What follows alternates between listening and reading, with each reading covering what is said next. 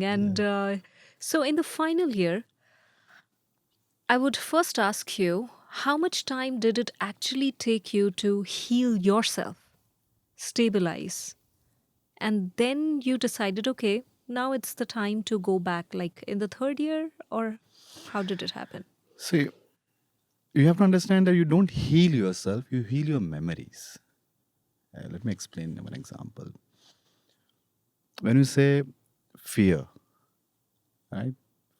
Take example fear of ghost. Now, everyone sitting here will have their different fear of ghost. You have Hmm. different, I have different. W- My fear of ghosts, my stories, I remember listening to this story very early in my life. I'm a mama's boy. So I used to sit with my mother and imagine that 4 to 5 ladies sitting together and just either doing something or talking, and I'm just listening. Right? There were no mobiles in those days. So we have to listen. So they were talking, and my mama said, I have never seen my mother to someone. And I was listening. She said, my mother died when I was just 3 years old. I don't remember her. Right? And I was thinking that, oh my God, she has not seen her mother as a child.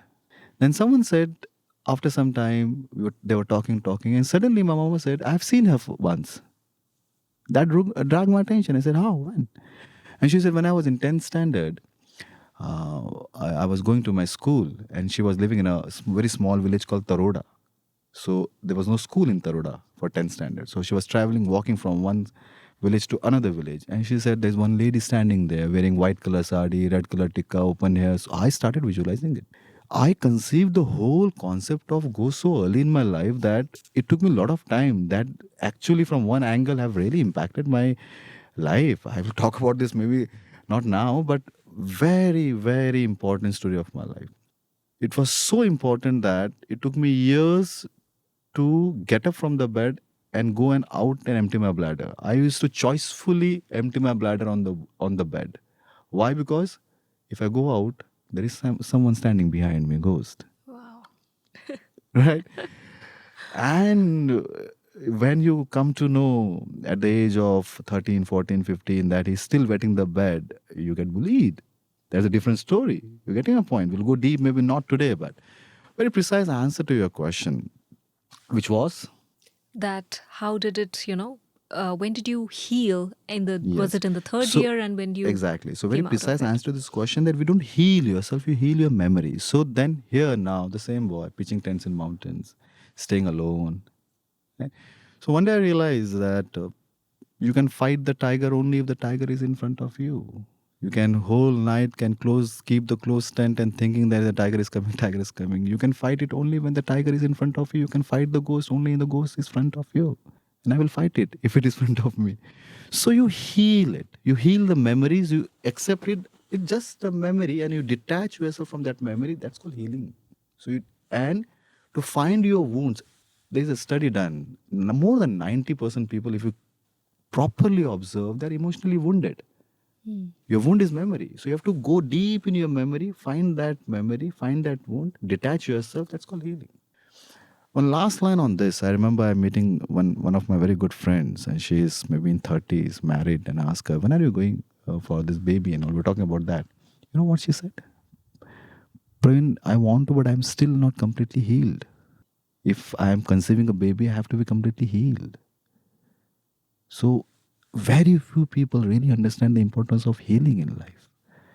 We heal these physical wounds, but what is dragging or what is really managing our life and decisions are our emotional wounds, not the physical wounds.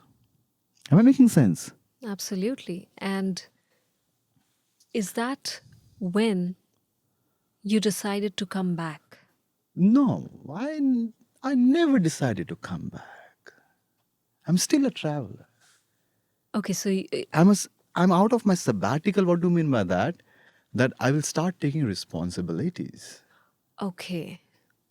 What do you mean by that? I'm ready to take responsibilities. You can count on me. That's called I'm coming out of sabbatical. I don't want to where to come back. We have taken a birth on planet Earth. Where to come back? It has been told to us that we have taken birth in one city. No. It's a That's planet Earth. interesting. Yeah. So I'm not coming back. I'm a walker. I walk.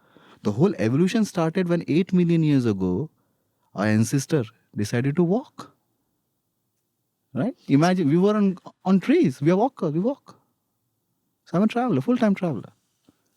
Okay, so now it makes sense because it's not that you came back to the city. It is like you have started We working, you have have to taken go forward. initiatives. We don't have to come Right. back in life. Okay, that's We have to go interesting. forward in life, or you go up in life.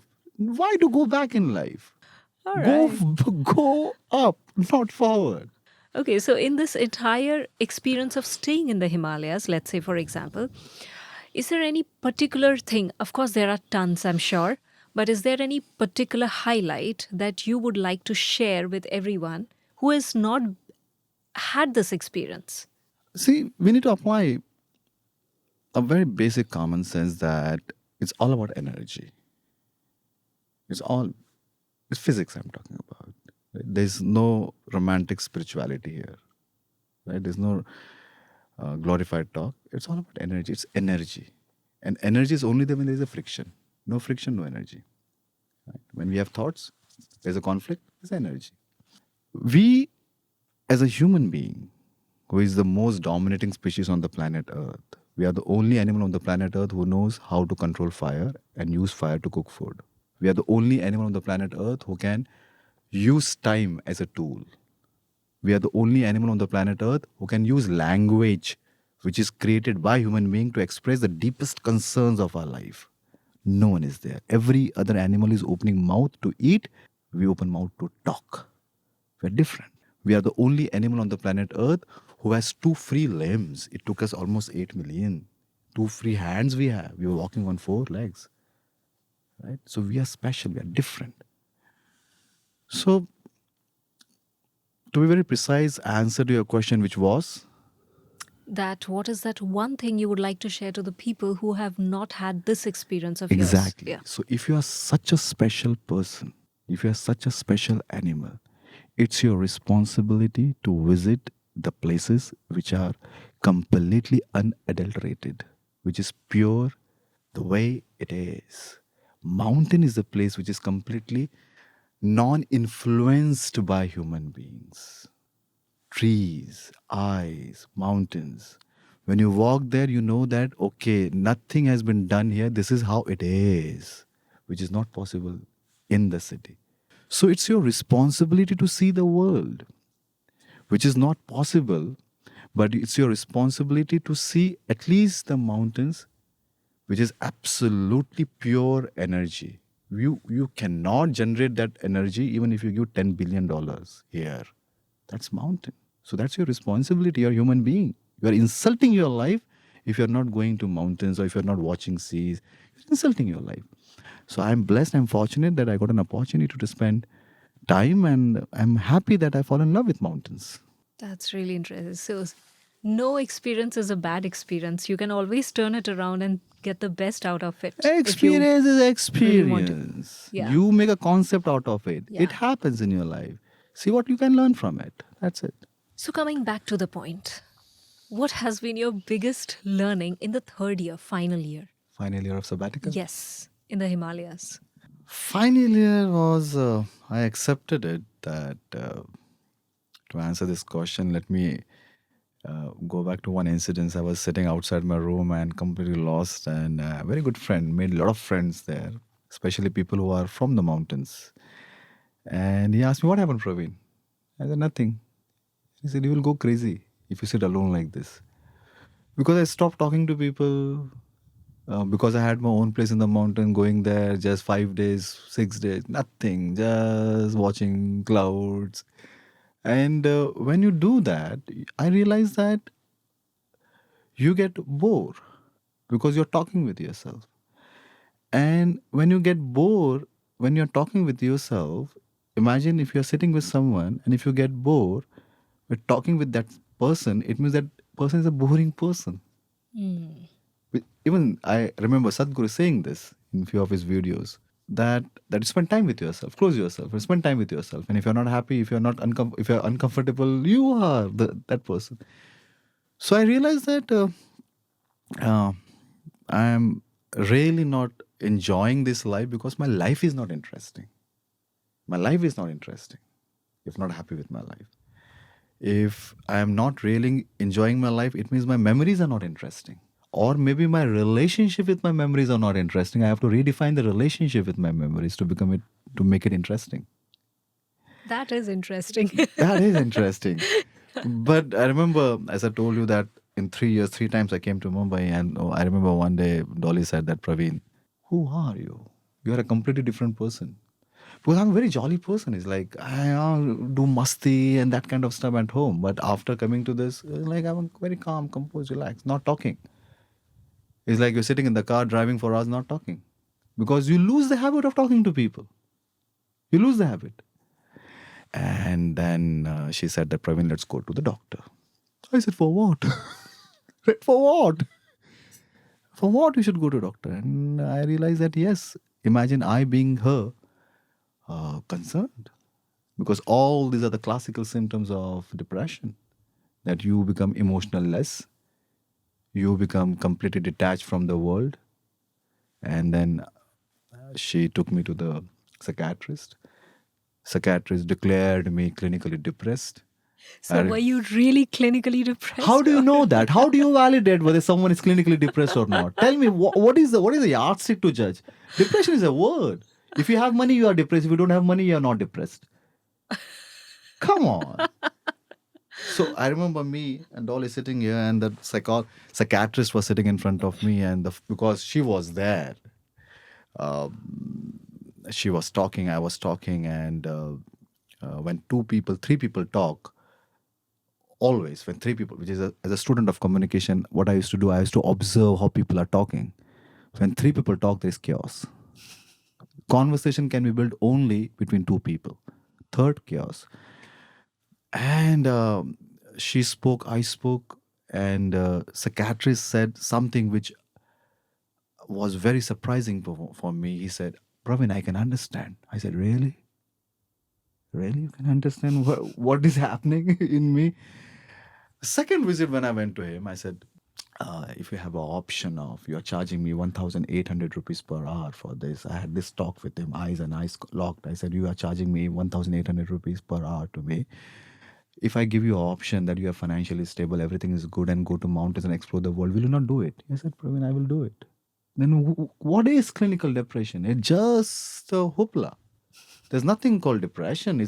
I would say it's a deep rest station where you are, there's a station where you're deeply resting in your life, and you just surrender the whole image which you have created because of the culture aside, and you say, I don't want it. I don't want this manual to live. You go to Patna, ask the Patna boy what you want to become. The Patna boy will say, I want to become IS. Ask the guy in Mumbai. No one will say, your dreams are not your dreams. It's given by the culture. So at one point of time, we have to understand that, okay, let me surrender the culture, look inside and find the answers inside, not outside. So there's nothing called depression. It's just a word. How do you know? How do you validate? As a pharmacist by education, I'm not at all belittling the importance of medicines. I understand. Medicines are good for those kind of diseases which we have created, like diabetes. Lifestyle diseases. Lifestyle. No monkey dies because of heart attack. We die. We created it. There's something called neonatal diabetes, something which we have created. Now babies are getting it. We are good in making this kind of thing. Depression is just like that. It's a lifestyle disease. But at least in diabetes, there are parameters to check. In depression, what is the parameter to check? So then after that, did you go for the next visit, or how did it? So I ate the medicines, whatever medicines he gave. I started yawning a lot. I said, yeah, enough. So I took only one pill, and then I kept it aside. I'll pause you here and I'll just ask the question. When you knew you were absolutely fine, first of all, why did you go and why did you take the medicine then? Dolly said to me, I have to respect her. Okay. She was suffering. Okay. That day, in those days, marriage was still alive. So she was suffering. It's her responsibility to take care of her partner. For her, in most of the romantic relationship, words are the validation. I love you too. If you don't say me, I love you too, it means something wrong. Words are the validation. How many couples on this planet Earth sitting in the balcony in the night at their home, sitting for 15, 20 minutes, silent, Without talking. without talking? That's called communication. Word to word, eyes to eyes. That is how many people are. How many couples in on this planet Earth, when they sit together, they talk about what happened today, what I did today. Can you narrate the story with your partner? What happened today? Step by step, point by point, how I felt. That's really deep. I mean, hardly anybody, typically the couples have thought about it. It's more about the word communication. Verbal. The beauty of romantic relationship is romantic relationships are built on the table, not on the bed. When we talk. That's beautiful. So, coming back to the point, what happened after that? You took the medicines and you were yawning, and then, And then I went to Himalayas again. So okay. this happened during those 3 visits of my 1000 days of sabbatical. So, that was your biggest learning in the third year? Understanding that depression or the emotional No, that differences. was not my biggest learning. If I have to carefully pick my Yeah. biggest learning, Yeah.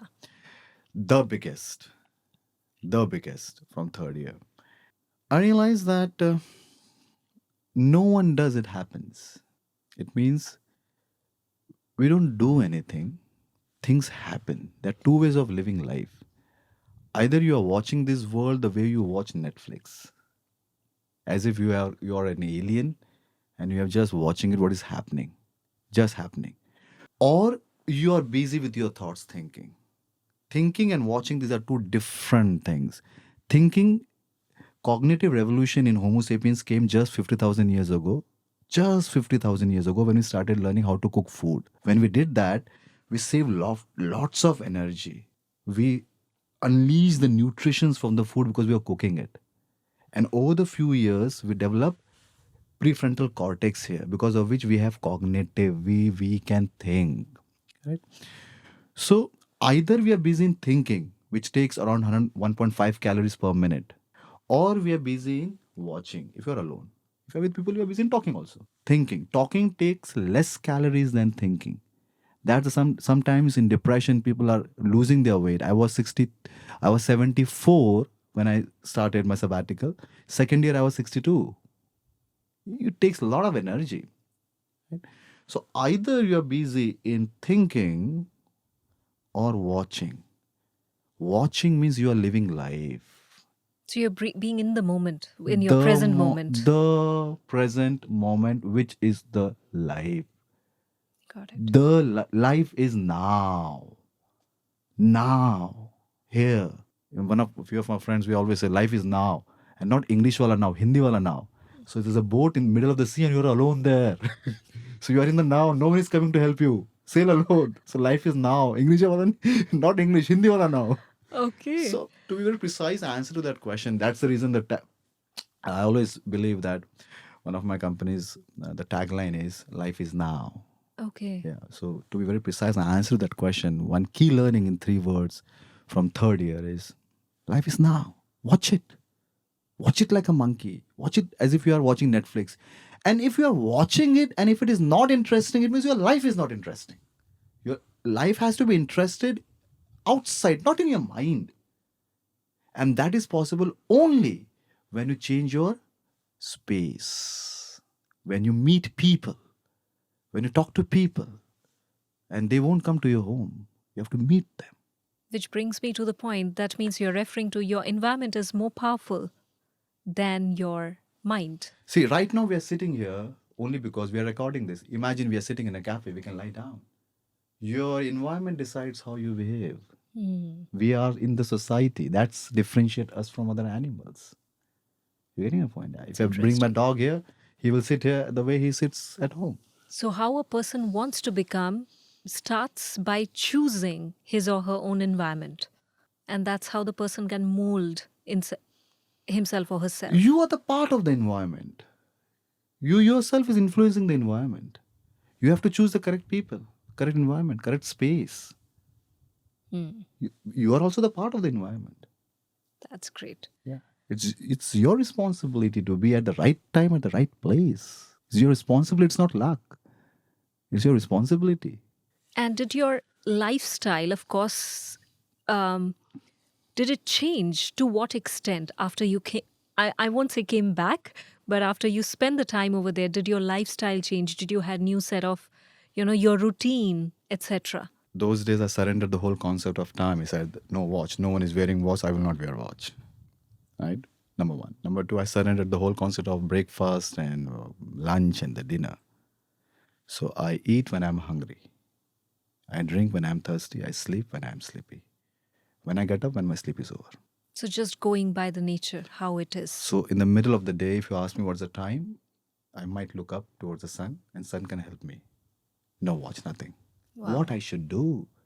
For a moment, if you surrender the whole concept of time created by human being in minutes, seconds, then the time is a linear movement. It's a linear movement. It's not cyclic. We are just moving. From the past, we are going to the future. But we are now here. So I surrender. So unless and until I have not given time to someone, I have no worry about what is the time. If I have given time, then of course, decision made, I have to reach there. But the last thing which I give to someone is my time. You take one company, the CEO or the housekeeping guy, end of the day, they are giving their time. That's it. They're giving their time. Yeah. That's the only position you have, your time. That's really interesting. Is there any particular thing that you would like to also share, which has been, of course, there might be many, but which you would like to share with the audience over here, has been really striking feature in all these 3 years together overall? So if I just take all these 3 Yeah, years as an overview. Yeah. and just filter the most important, Yes. right? You can say it. I think the most important thing is that no one can make you happy. People can make you a cup of coffee. Okay. People can make you everything, but people can't make you happy. Your happiness cannot be dependent on others. Understand why? Unless and until you are not a happy person, what is happiness? Happiness is joyfulness, which you can see only in kids, unfortunately, nowadays. A joyfulness, a joyful energy, like a child. Doesn't matter what is your age. You have been told that stop, stop, stop, stop, stop, stop, stop. Naturally, you are joyful. Naturally, you are playful. Am I making sense here? Naturally, we all are Absolutely. playful people. Is a playful Homo sapiens. But because of XYZ, we just have those manual created by the world, the culture that behave like this. And then we lose the joy, we lose the childhood. We lose the charm in the life. To stay happy, it's your responsibility. If you're not happy with yourself, you don't have an interesting life. Doesn't matter whether you're doing or not doing anything. If you're not doing anything, if you're bored here because of your thoughts, if you're doing something, same thing again throughout the life, you have wasted your life. It's boring. Have you ever seen a ticket counter guy at bus stop or maybe a railway station smiling? They never smile. It's a boring job. And we have learned your external atmosphere define your personality. Yes. So to be very precise answer to your question, if I filter all my 1,000 days of sabbatical, learn how to stay happy alone first. When you become happy, other people will become happy. One day I was crying. It's like crying. And a very old guy came from mountains. I knew him. And he said, Praveen, cry, but remember one thing. When someone comes, laugh, smile, spread smile. Give happiness to people. People should feel if they have pains in their life, wounds in their life, when they meet you, they should feel happy. Be that person, Praveen. So be happy, solo, alone first. That's the most important key learning. Your happiness cannot be dependent on others. In many relationships, if mother says that my happiness is dependent on my child, that's a burden. If wife say that my happiness is dependent on husband, that's a burden. That's a burden. That's not correct. So be happy first, alone. So it's like if you cannot be happy with yourself, how can somebody else be happy with you? So that's great. That's profound. And one, I think, which will compete with this understanding or this realization, equally important, I would say, is world is at the peak of miscommunication. We just think that we understand each other. Language is the tool which is created by human beings, understand. Numbers are the tool which is created by human beings, understand. And if it is a tool, like machine is a tool, gun is a tool. If it is a tool, we have to learn it. What happened in many years in evolution, we have developed this hyoid bone here. because of which this is a very special bone, hyoid bone. It's only bone which is not connected to other bones. It just suspended with muscles and ligaments. Why? So it can vibrate, which is controlling our tongue and this the part that voice box, right? Because of which we can could make a lot of sounds, and because of which we created language. It's a tool. Moment it's a tool, you have to learn it. Unfortunately, I'm not at all talking about public speaking. I'm talking about normal conversation. Unfortunately, we are so ignorant about this tool. We think that we can just, the way we can walk, we can talk. No. Walking is natural, talking is not. No other animal is opening mouth for talking. They open mouth only to eat. You know that, right? So one key learning is world is at the peak of miscommunication. In Himalayas, like full of cafes, whole day I will sit here and just observe what they are talking. They are not talking.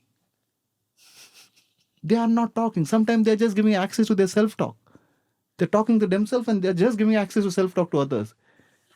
That's a Peak of great way to miscommunication. that's a great way to perceive it. But yes, it definitely makes sense. And this also reminds me one aspect which keeps on coming again and again, which Sadhguru mentions that this is the most complicated machine on the planet overall. And whenever you buy a machine, you first actually see the manual, read the manual, and then you operate so that you don't destroy the machine or something. Tool, like you were saying. But you don't know how to use this tool. You have never read that user manual. So it's time to read that. So even the small, if you just break it down, one aspect is communication. So you don't even know what the user manual is and you have never read that. So that's a great And point. another way of looking towards it, of course, that's a manual, but another manual which we have, which is created by culture. You cannot ignore culture. If you speak to an Australian guy, he will speak something like this. Oh no, Praveen, I remember in my first marriage, I was very happy, and I was so happy with my third marriage. I'm very choicefully, I'm still in my third marriage. There's a different culture there, marriage. Someone speaking in India like that, oh my God. Yes, So I you're the totally output of your understand culture. that. So the manual of culture has to be understood and surrendered so you can create your own manual. So the whole idea of taking sabbatical in life, that can I accept not negativity, not that this and that. No, this was the manual given to me because I came on the planet Earth in this particular country, in this particular culture. I understood the manual.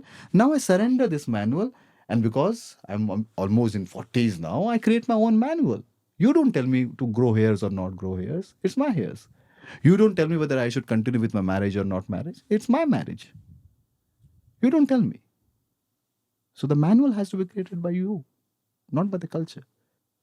So understanding that manual also is very important. Because you stay in a society. You stay in the society. And there's only one rule in the society.